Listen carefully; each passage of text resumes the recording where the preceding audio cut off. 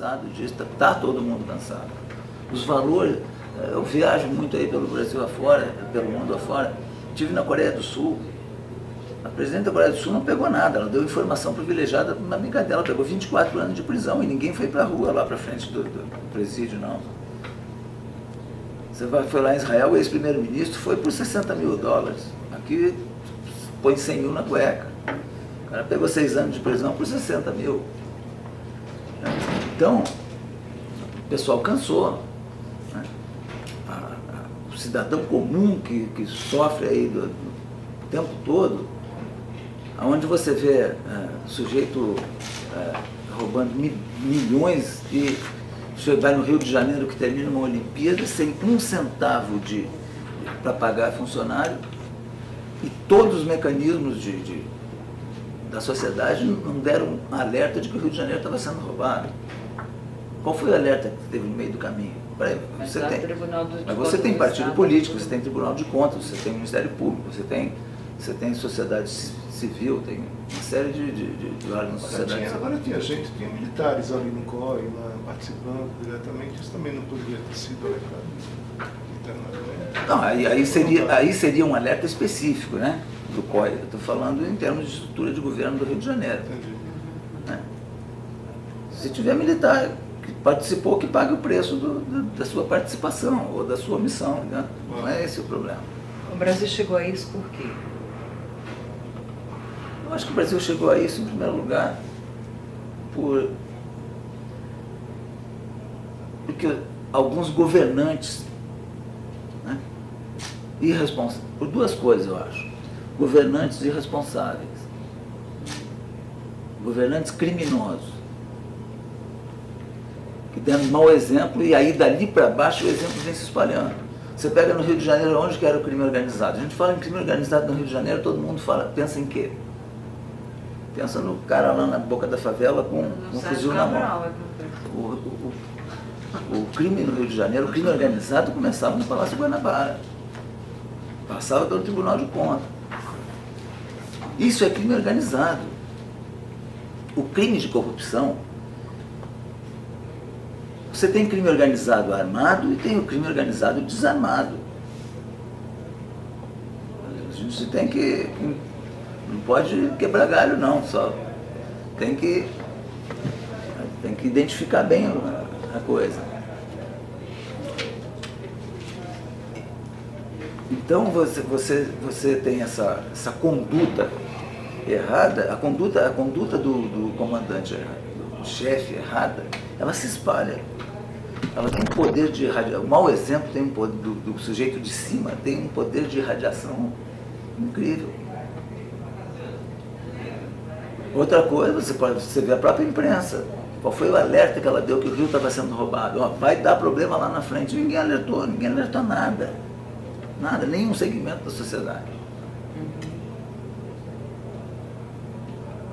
Então, aí vamos dizer assim, a responsabilidade é de todo mundo de não ter alertado. Você não pode deixar chegar no zero. Nós chegamos no zero em vários locais. Para esse momento, qual a tolerância para a corrupção? Isso aqui tem que ser zero. Não tem como. Você não pode ter tolerância para a corrupção. Corrupção é crime. O sujeito pode fazer erro administrativo. O cara errou. Você comprou um equipamento ali para a TV, esse aqui não era o melhor. Assim, pô, apareceu um outro logo depois que era superior, você não viu. Tudo bem, você cometeu um erro administrativo. Mas daí para você roubar dinheiro e formar gangues dentro do serviço público, dentro do poder público. O crime de corrupção é um crime que envolve necessariamente dinheiro público. Não existe crime de corrupção sem dinheiro público.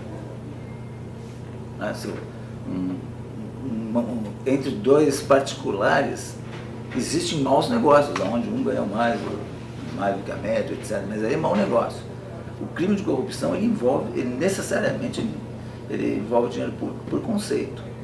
E é muito difícil você roubar dinheiro público sozinho. Normalmente você tem conivência de outras pessoas. Então a corrupção é um clássico de crime organizado. Ninguém junta 51 milhões dentro da sua casa se não tiver a conivência de outro.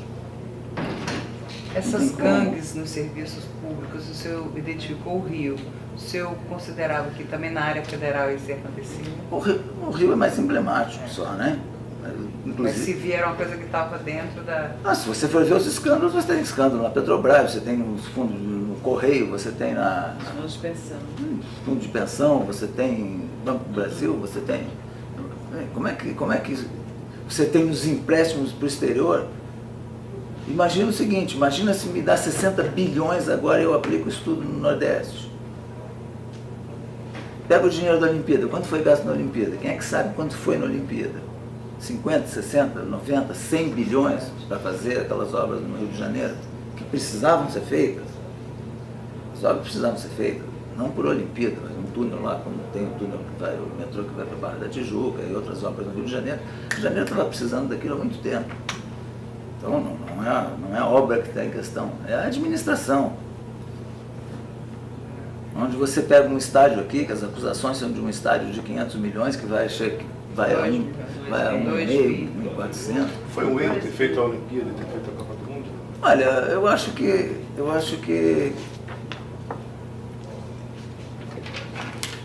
foi. Eu gosto de futebol, sou fanático por futebol, só que o que você vê hoje em dia, um país com as necessidades que nós temos, com a desigualdade que nós temos, não pode se dar o luxo disso. Se você for na África do Sul, tem estádio abandonado, etc. Né? Mesma coisa.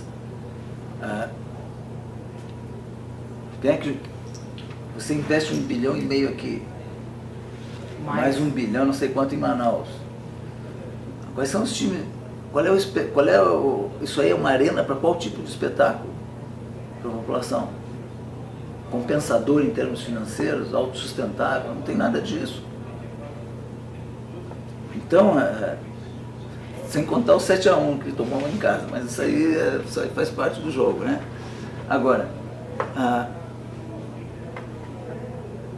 o problema é que você fazer um gasto desse... Vem cá, você vai a Fortaleza, a obra da Copa do Mundo em Fortaleza não foi terminada. Você vai a Cuiabá, a obra da Copa do Mundo não foi terminada.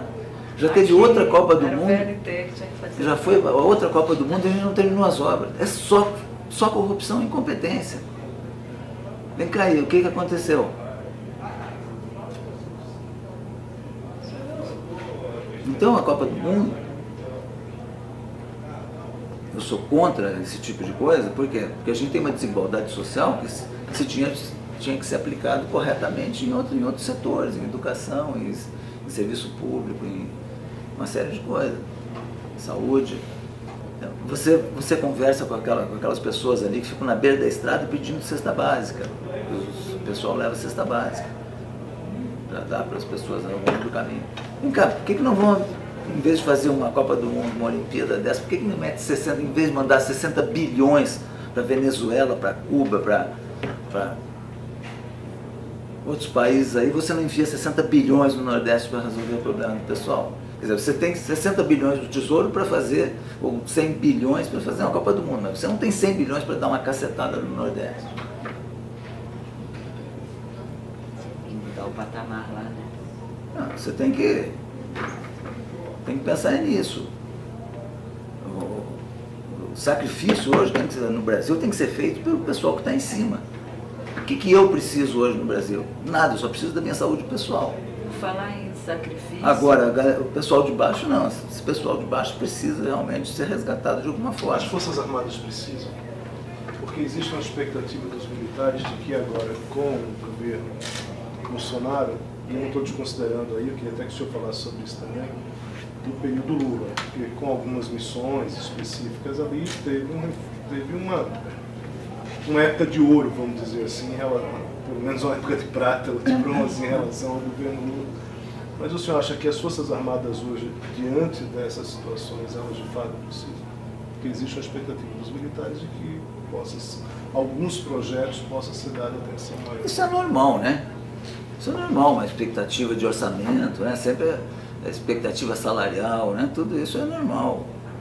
Você tem problemas salariais também na parte militar, você tem problema de equipamento, você tem problema de obsolescência de equipamentos.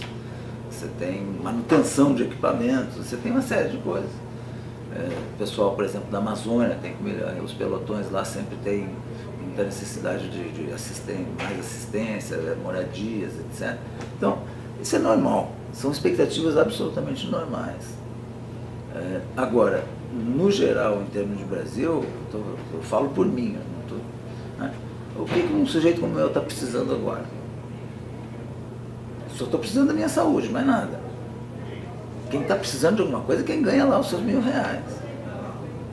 Se não quiserem dar aumento para mim, pessoalmente, eu não estou preocupado. Nós temos que resgatar esse pessoal de baixo. Eu não tenho nenhuma necessidade básica. Claro que quando você analisa uma corporação é diferente. Você tem vários graus hierárquicos, você tem outras necessidades de funcionamento institucional, de hospitais, de equipamento operacional, tem uma série de